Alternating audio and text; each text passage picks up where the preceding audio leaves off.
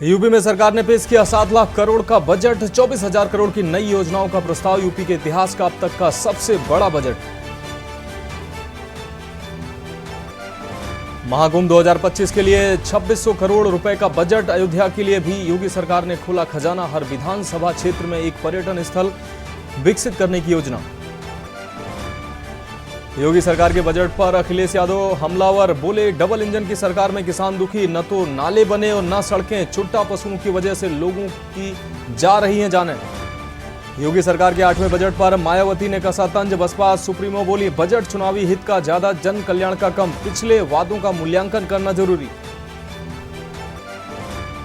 बागपत की महाभारत वाली जगह पर आया फैसला। 53 साल बाद हिंदुओं को मिला लाक्षागृह का मालिकाना हक। हिंदुओं के पक्ष में आया 108 बीघा जमीन का मालिकाना हक। और व्यास जी तहखाने में पूजा पर रोक की सुनवाई टली। अब 8 फरवरी को होगी मामले की सुनवाई। अंजुमन इंतजामिया ने कोर्ट में दाखिल की थी आपत्ति।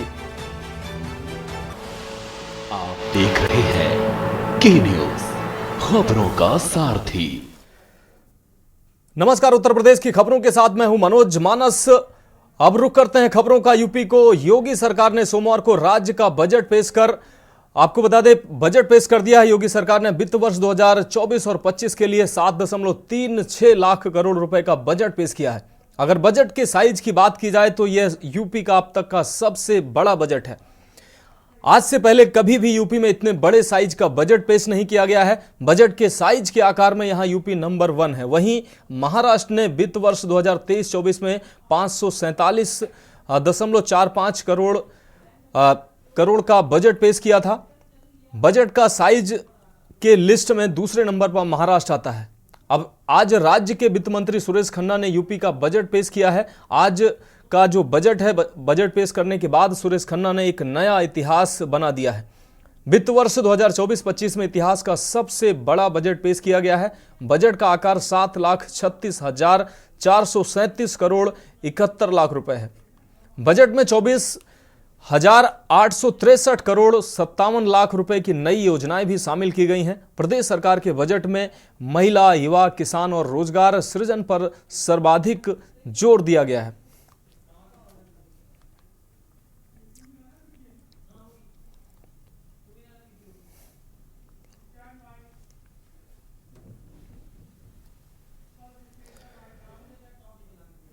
अब रुक करते हैं अगली खबर का। आज यूपी विधानसभा में वित्त मंत्री ने ऐतिहासिक बजट पेश किया है। आपको बता दें, वित्त मंत्री सुरेश खन्ना ने 8वीं बार बजट पेश करते हुए शायराना अंदाज में माहौल को हल्का बना दिया। विधानसभा में बजट पेश करने के दौरान वित्त मंत्री ने शेर और शायरी से बजट की शुरुआत की। आपको बता दें, शायरी की जुगलबंदी से सीएम योगी समेत पूरा विपक्ष हंसते मुस्कुराते नजर आया। गुरु वशिष्ठ जी ने विशेष रूप से ये बात कही है कि धर्मशील लोगों के पास सुख, संपदा, वैभव, ऐश्वर्य अपने आप जाता है। तो धर्मशील व्यक्ति हमारे पास बैठे होंगे, अपने आप जाता है हमारे। उसमें कहा गया है 293-94 के बीच की चौपाई है मान्यवर कि जिम सरिता सागर महजाई यद्यपि संपत्ति बिना ही बुलाए, धर्मशील पही जाए सुभाए। मानवर, इसका भावार्थ यह है कि यद्यपि समुद्र कामना नहीं करता, लेकिन फिर भी नदियां उसी की तरफ जाती बिना बुलाए। इसी तरह से मान्यवर, जो धर्मशील व्यक्ति होते हैं, धर्मात्मा लोग होते हैं, उनके पास सुख, संपदा, वैभव, ऐश्वर्य अपने आप जाता है मान्यवर। कानपुर मेट्रो रेल परियोजना में उत्तर प्रदेश के अंश के रूप में 395 करोड़ रुपए की व्यवस्था प्रस्तावित है। आगरा मेट्रो रेल परियोजना में उत्तर प्रदेश के अंश के रूप में 346 करोड़ रुपए की बजट व्यवस्था प्रस्तावित है। अयोध्या के सर्वांगीण विकास हेतु 100 करोड़ रुपए की बजट व्यवस्था प्रस्तावित है। लखनऊ विकास क्षेत्र तथा प्रदेश के समस्त विकास प्राधिकरणों के विकास क्षेत्र तथा नगर क्षेत्र में अवस्थापना सुविधाओं का विकास तथा वाराणसी एवं अन्य शहरों में रोपवे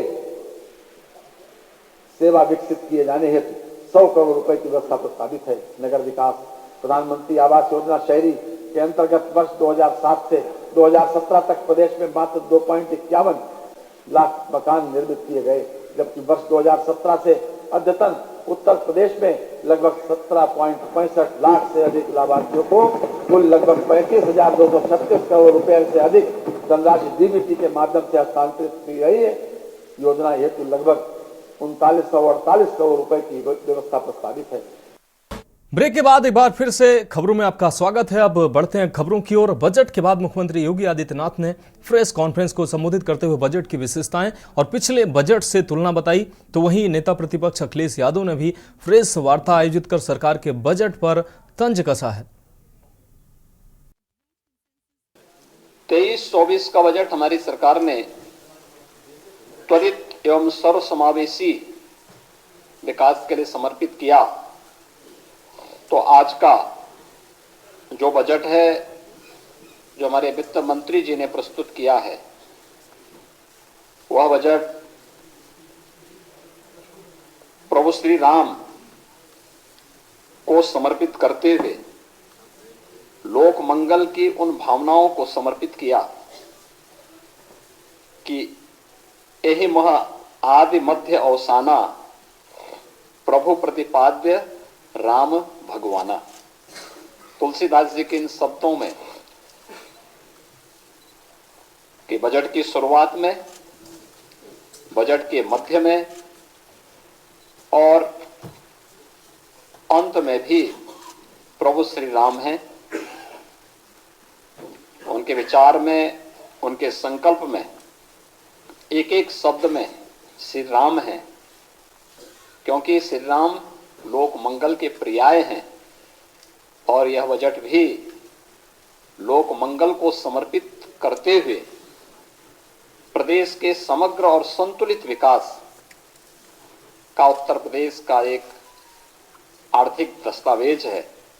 मैं इसके लिए वित्त मंत्री, अपर मुख्य सचिव वित्त और उनकी पूरी टीम को इस समग्र विकास और समग्र एवं संतुलित विकास की अवधारणा को सार्थक बनाने के उद्देश्य से प्रस्तुत इस बजट के लिए हृदय से बधाई देता हूं।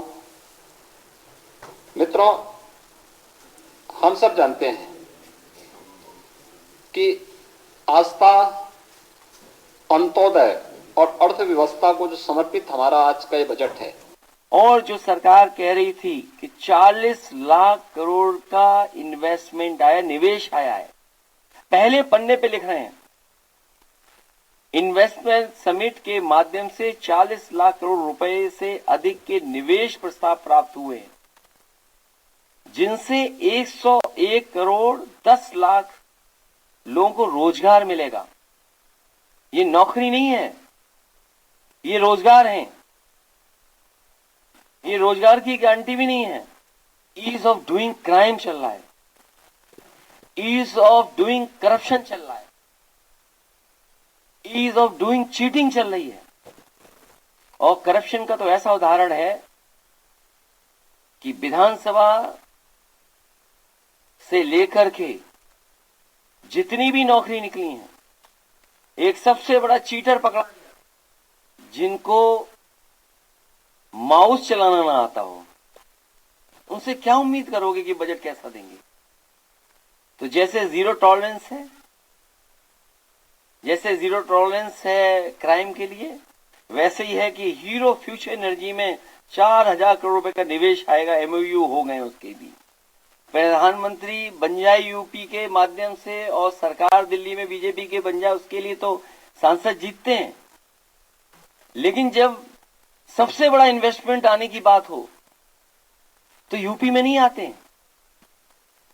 दुनिया की अगर सबसे बड़ी कंपनी है सुपर कंडक्टर्स की, तो दूसरे प्रदेश में क्यों जाए। अब बढ़ेंगे खबरों की ओर। यूपी सरकार ने 2024-25 के लिए आपको बता दें, आज बजट पेश कर दिया है। सरकार ने हर क्षेत्र के लिए कुछ न कुछ घोषणाएं की हैं। आपके लिए पूरा बजट निचोड़ लेके आए हैं हम। आप जानिए कि शिक्षा, कृषि, रोजगार, पर्यटन, स्वास्थ्य आदि क्षेत्र में आप जनता को इस बजट के माध्यम से क्या मिला है। बजट का ऐलान, सरकार मेहरबान, 6 करोड़ व्यक्ति गरीबी से बाहर निकले। सेमीकंडक्टर नीति को मंजूरी दी गई। सेमीकंडक्टर इकाइयों की स्थापना का मार्ग प्रशस्त होगा। लखनऊ में दिल्ली की तर्ज पर एरो सिटी विकसित होगी। जो लगभग 150 एकड़ में विकसित की जाएगी। 7 सितारा होटल, पार्क, विश्व स्तरीय कन्वेंशन सेंटर होंगे। हीरो फ्यूचर एनर्जीज के साथ 4 करोड़ का MOU साइन। 55 लाख वरिष्ठ नागरिकों को वृद्धावस्था पेंशन 1000 रुपए। पुत्रियों की शादी हेतु CM सामूहिक योजना क्रियान्वित। एक जोड़े के विवाह पर 51,000 रुपए अनुदान की व्यवस्था। ई श्रम पोर्टल पर 8.32 करोड़ कामगारों का पंजीकरण। गंभीर बीमारियों का इलाज सरकारी अस्पतालों में होगा। हाई कनेक्टिविटी को बढ़ाने के लिए सरकार द्वारा प्रयास। अयोध्या में महर्षि वाल्मीकि अंतर्राष्ट्रीय हवाई अड्डा विकसित। सरकार द्वारा 31 सिंचाई परियोजनाएं पूर्ण की गई। 22,75,000 हेक्टेयर सिंचन क्षमता सृजित। इसका लाभ 46,69,000 कृषकों को प्राप्त हुआ। 6,600 राजकीय नलकूपों के आधुनिकीकरण का काम। 569 असफल राजकीय नलकूपों के पुनर्निर्माण का कार्य। 1.33 लाख हेक्टेयर सिंचन क्षमता की पुनर्स्थापना। 1.10 लाख कृषक परिवार लाभान्वित होंगे।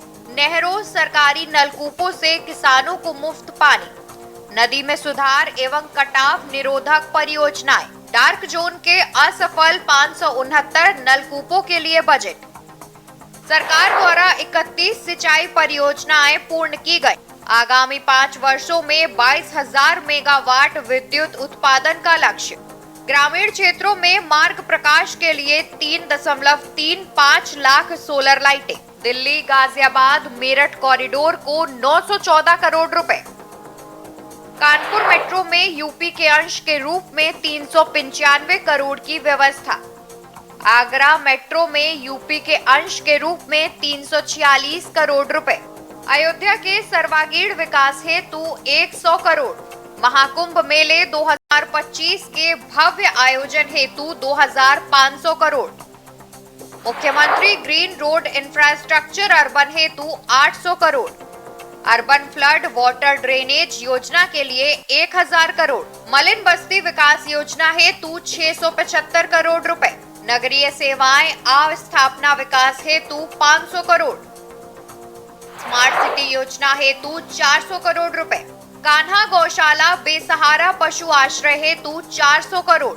त्वरित आर्थिक विकास योजना हेतु 2,400 करोड़ रुपए। क्रिटिकल गैप्स योजना के अंतर्गत 95 करोड़ रुपए। पूर्वांचल विकास निधि हेतु 575 करोड़ रुपए। बुंदेलखंड विकास निधि हेतु 425 करोड़ रुपए। यहां रुकेंगे एक और ब्रेक के लिए, जल्द हाजिर होंगे। ब्रेक के बाद एक बार फिर से खबरों में आपका स्वागत है। अब रुक करते हैं अगली खबर का। यूपी में योगी सरकार ने आज अपना बजट पेश कर दिया है। आपको बता दें, हमारी सरकार का ये 8वां बजट है। ये मुख्य बातें हैं बजट की। योगी आदित्यनाथ के द्वारा ये बातें कही गई हैं। आपको बता दें, पहला बजट अन्नदाता किसानों को समर्पित था। सीएम ने ये प्रमुख बातें कही हैं बजट के दौरान। दूसरा बजट औद्योगिक विकास को समर्पित था। तो बजट को लेकर सीएम की ये बड़ी बातें हम आपको दिखा रहे हैं। तीसरा बजट मातृशक्ति के लिए समर्पित था।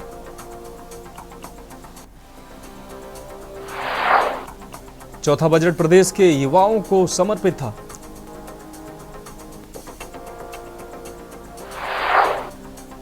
आज का बजट प्रभु श्री राम को समर्पित है। तो बजट को लेकर सीएम की ये बड़ी बातें सामने आई हैं। आज का बजट जो है वो श्री राम को समर्पित किया है। ये उत्तर प्रदेश का सबसे बड़ा बजट है। मुख्यमंत्री ने ये बात कही है।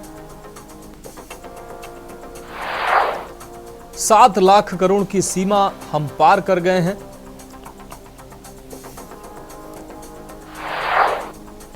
यह बजट प्रदेश की अर्थव्यवस्था को विस्तार देगा। तो ये प्रमुख बातें जो सीएम के द्वारा बजट के दौरान कही गई हैं। पीएम मोदी के विजन को पूरा करने वाला बजट है ये।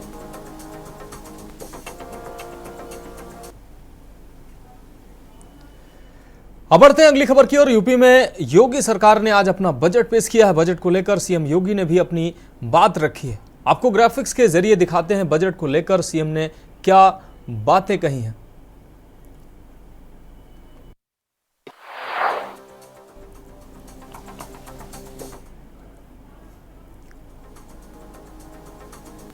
देखिए हर वर्ष ये सरकार लाई है,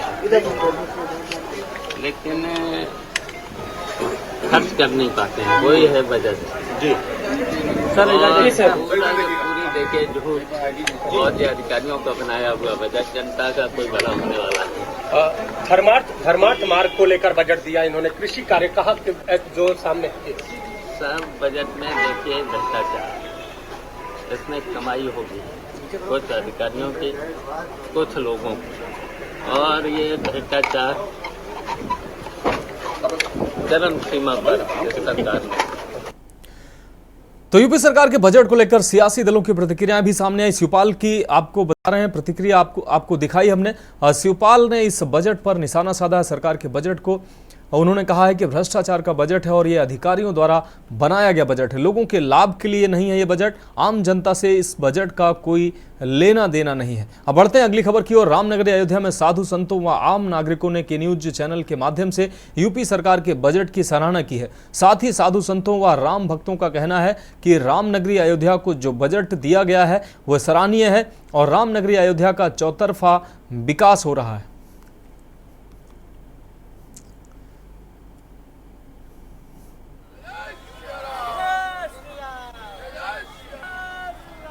हाँ, रामनगरी अयोध्या में दिनों दिन विकास बढ़ रहा है, उसी तरह आज बजट पेश हुआ। बजट में बड़ी बड़ी सौगातें दी गई हैं रामनगरी अयोध्या को। आइए देखते हैं यहाँ का लोगों का क्या विचार है, यहाँ के साधु संतों का क्या विचार है, उनसे जानकारी करते हैं कि आज के बजट में क्या भूमिका रहेगी और आगे कितना विकास होगा। गुरुजी, क्या कहना चाहेंगे आज जो बजट पेश हुआ है? जिस प्रकार से उत्तर प्रदेश के संपूर्ण कैबिनेट मंत्रियों के द्वारा जो बजट पेश किया गया है वो अत्यंत सराहनीय है। विशालतम बजट है, अभी तक के सबसे बड़ी बजट है। यह बजट जो है पूरी उत्तर प्रदेश के लिए ही नहीं, संपूर्ण प्रदेशों के लिए दर्पण के रूप में काम करेगा। संपूर्ण प्रदेशों को इस बजट को देख करके अपना भी विकास करना चाहिए। और अयोध्या के लिए जिस प्रकार से सर्वांगीण विकास के लिए, सर्वांगीण विकास तो हो ही रहा है और 400 करोड़ रुपये का जो बजट दिया गया है, अंतर्राष्ट्रीय हवाई अड्डा के सौंदर्यीकरण के लिए जो 150 करोड़ का बजट दिया गया है वह अत्यंत सराहनीय है। अयोध्या की सर्वांगीण विकास हो रहा है, अयोध्या को सजाया जा रहा है, संवारा जा रहा है। पूरे संपूर्ण अयोध्या वासियों के अंदर नहीं, संपूर्ण उत्तर प्रदेश के अंदर नहीं, पूरे जो है भारत के अंदर जो है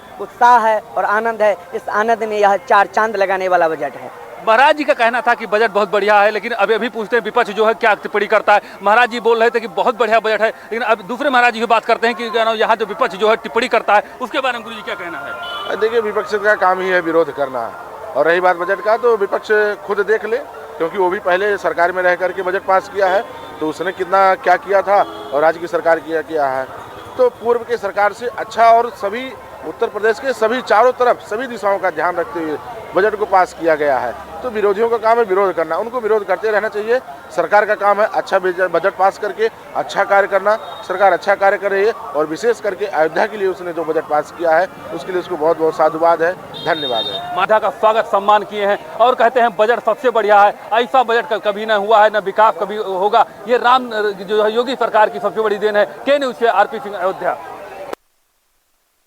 अगली खबर की ओर। बागपत जिले के बरनावा में बने लाक्षागृह पर पिछले करीब 53 सालों से विवाद चल रहा था। इस मामले में हिंदू पक्ष और मुस्लिम पक्ष की ओर से कोर्ट में मुकदमा भी चल रहा था। आखिरकार कोर्ट ने इस मामले में फैसला सुना दिया है। हिंदू पक्ष को यहां पर बने लाक्षागृह और मजार के मामले में मालिकाना हक दिया गया है। बता दें कि मेरठ की एक अदालत में 1970 में ये केस दायर किया गया था। इसकी सुनवाई फिलहाल बागपत जिला एवं सत्र न्यायालय में हो रही थी।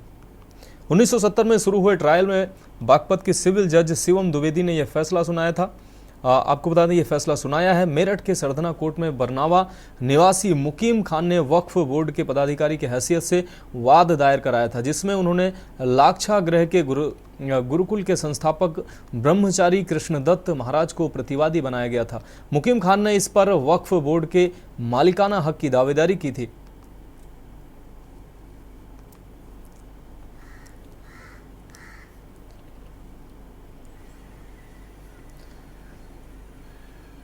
अब बात करते हैं अगली खबर की। खबर लखनऊ से है, जहां हजरतगंज कोतवाली के सीयूजी नंबरों को हैक कर साइबर अपराधी जो है वो अपराध करने की कोशिश कर रहे हैं। हजरतगंज कोतवाली के 2 सीयूजी नंबर को साइबर हैकरों ने हैक कर कई लोगों को कॉल किया है। पिछले कई दिनों से एसएचओ हजरतगंज के सीयूजी नंबर और स्थानीय थाना के सीयूजी नंबर पर फोन करके लोग अपनी शिकायत दर्ज करा रहे हैं। लोगों का कहना है कि थाने के सीयूजी नंबर से लगातार कॉल आ रही है। कॉल कर मादक पदार्थ का पार्सल भेजने की बात तो किसी को इन्हीं सीयूजी नंबरों से धमकी मिल रही है। कई लोगों ने इन्हीं सीयूजी नंबर से ऑनलाइन धोखाधड़ी की भी बात बताई है। आपको बता दें कि थाना हजरतगंज के सीयूजी नंबरों को हैक कर साइबर अपराध करने की कोशिश की गई है।